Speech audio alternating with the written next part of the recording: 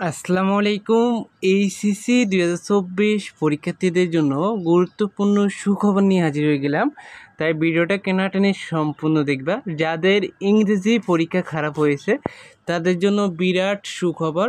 তাই ভিডিওটা সম্পূর্ণ দেখবা। যারা চ্যানেলটি সাবস্ক্রাইব করনি চ্যানেলটি সাবস্ক্রাইব করে রাখো। আজকে ইংরেজি প্রথম পত্র পরীক্ষা হয়েছে। অনেকের পরীক্ষা অনেক খারাপ হয়ে গেছে। তোমরা অনেকে টেনশন করতেছো যে পাস করবা নাকি ফেল করবা। টেনশনের কোনো কারণ নেই। এবছর সবাইকে পাস করাই দেওয়া হবে। কেননা এবছর পরীক্ষা অনেক কঠিন হইতেছে।